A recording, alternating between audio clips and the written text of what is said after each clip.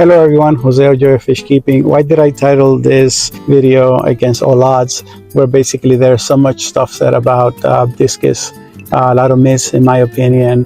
And I just wanted to discuss some points why I feel this way, at least in my situation, in my experience. I can say that the discus are like any other fish, and I intend to get into those specific in this video.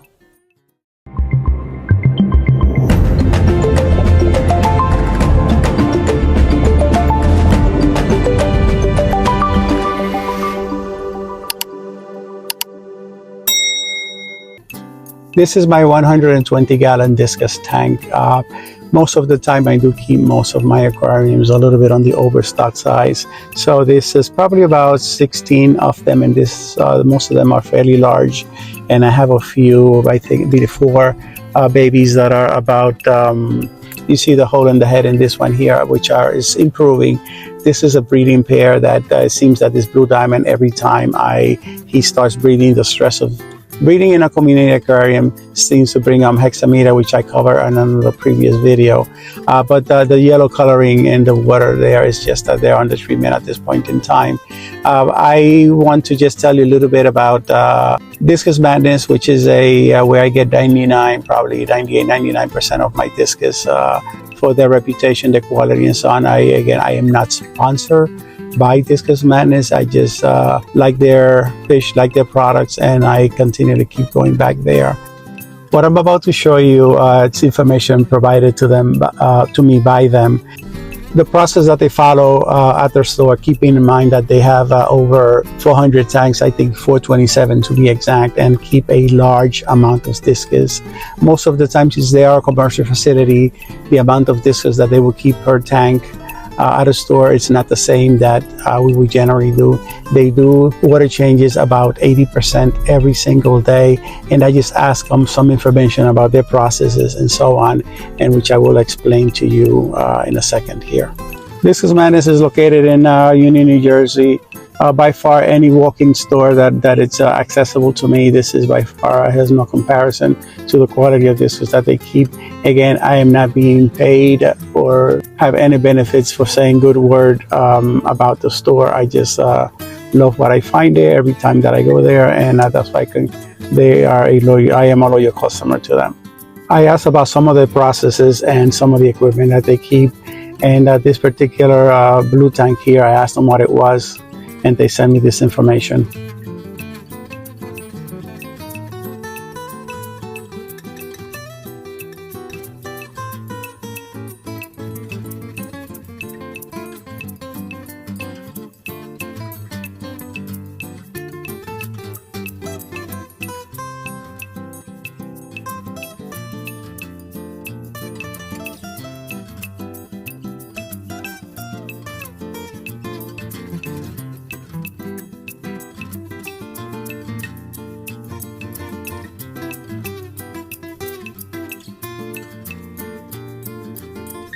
Naturally, the investment made by any commercial facility in the amount of discus they import tremendous, and they would have to protect their investment.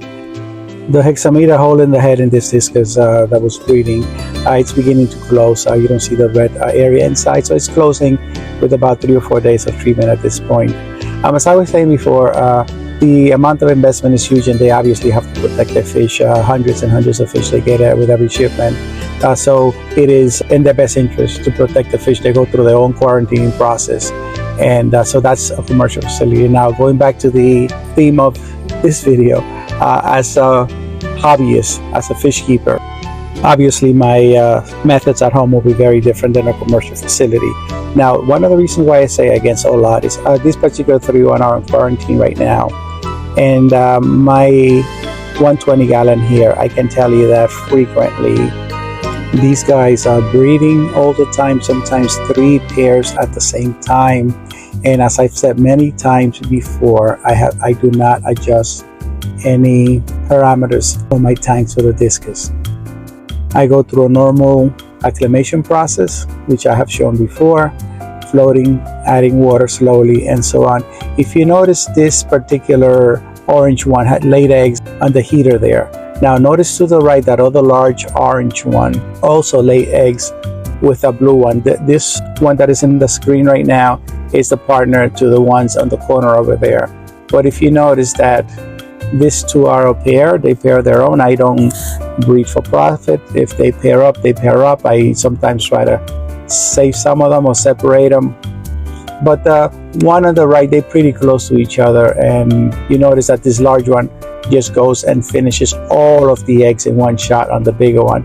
And they had no chance. They tried defending it, the couple, the orange one, the blue one below her. She tried defending her, but no chance. So all the eggs were eaten. So this is again against all odds here.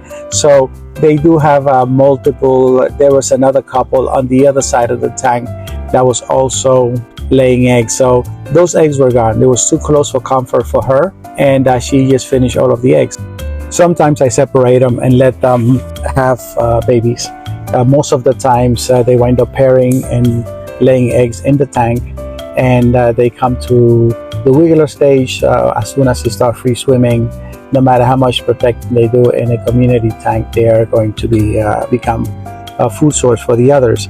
I don't sounds kind of harsh, but you know that is life. I don't have the space at home for multiple tanks to breed, and neither do I have the time to do it either. So there are times where you have the breeding projects with a certain couple that I may try to let them out. There are 4 babies in the tank there. That's one of them there at the far back, and they're about 10 months old, and I've pointed out a few of the little ones here. Now, New York City water, from sources in the area, they say that New York City is anywhere between 7.2 to 8.5 pH. I measured at home, it is 7.2 right off the tap. I don't make adjustments for pH, as I've said before.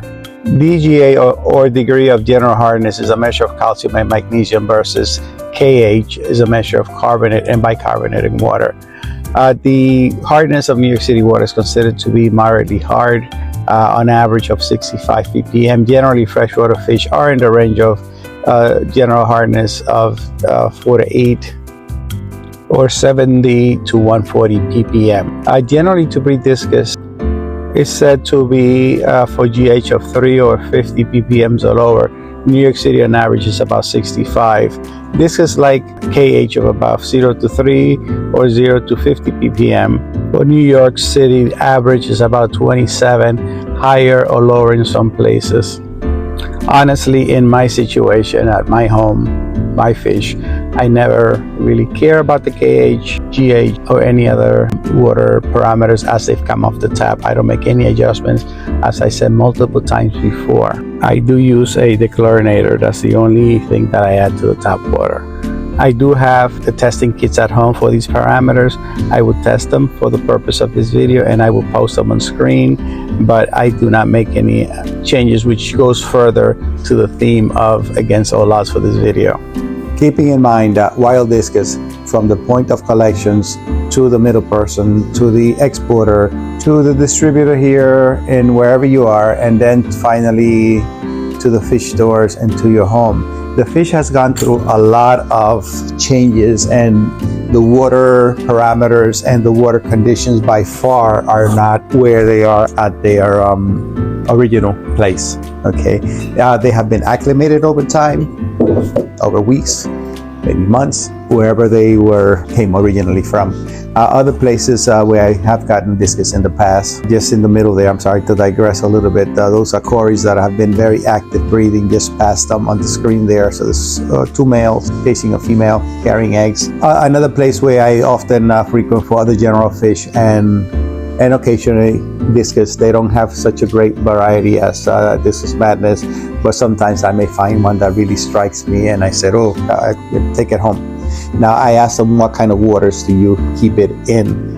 And they said, just tap water. So they really go through no special changes there. And I've seen how they acclimate the fish when they first arrive. I've seen the shipments coming in, and it's very different, you know, that what other places may do. But again, the conditions of the fish don't look as well as other places do, right? So there is a big difference between their original conditions and what we keep at home.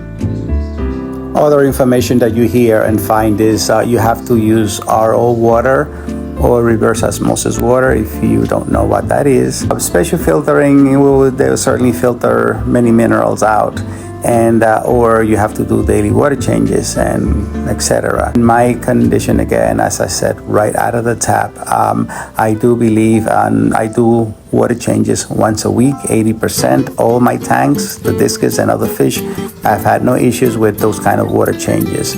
Our water, non-existent for me, again, tap water. And that's another thing that I said, it kind of goes against a lot. These, again, back to these that are in quarantine right now. These are large ones. The largest one is probably about 7 inches, the right blue on the side. And that's just food particles floating there.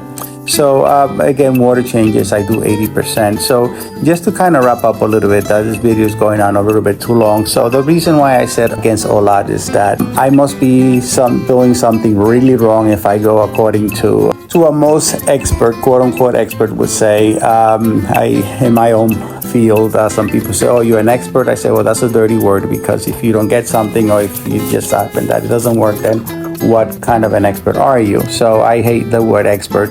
We're experts? No, we just have experience doing things, and it works for us. It works for me doing things in my job, and people say, oh, you're an expert. I said, no, I just have a lot of years of experience, but don't consider myself an expert. You will get a lot of opinions, and different places will tell you one thing, somebody will say other things. A lot of people can criticize, or have people writing on comments on the channel, oh, you use the water out of the tap, what about the chlorine, what about this, and etc. I say, listen, so I must be doing something really wrong, or it's just how I'm getting lucky, or it's just working. Water parameters are not ideal for discus, but it's working. Water changes once a week. This I should do more often. It's work. Feeding, I do provide a very varied diet. I primarily feed flakes on automatic feeders, but I do 2-3 times a week. I offer live foods. I do not feed worms, because I found that when I was feeding worms, this I'm just showing poop there, which is just healthy.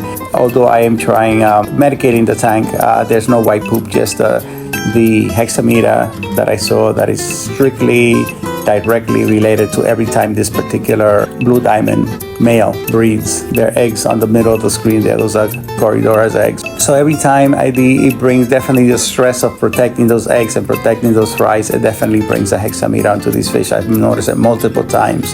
There's no other sign that I would say, oh, they have internal parasite at the moment. So hexameter, it is definitely a factor. I was focusing on the eggs there in the middle, if you could see them. Hexameter, it is definitely brought on by stress. Among other things, I do follow my quarantine process. So if the discus are breeding multiple times every week, I have 1 or 2 pairs laying eggs. They go to the wiggler stage, and then of course once they become free swimmings, they become free food for the other fish. So I just let nature take its course. I do not put them to breed. Sometimes I will try for fun, but not because I'm looking to make profit out of breeding fish. I don't have the time or the space, as I've already said. So, whatever works for you, you have to do with your fish. Against all odds, yes, against everything that it said, I am succeeding against all odds. Would it work for you? Maybe not, but it does work for me for sure. Is it working for other people? No, for sure. As a hobbyist, you have to do what works for you. Commercial facility, they have to do what they do for them, because that's what they must do to protect their investment.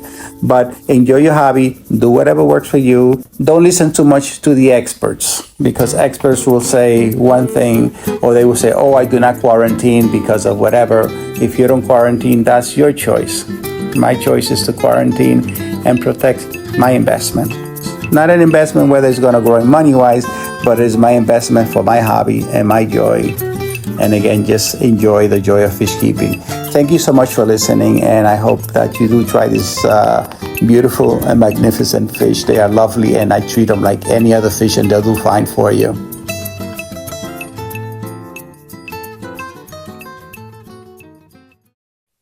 If you have not done so, please subscribe, share, like, and press the notification bell. Thank you for your support and visiting our channel.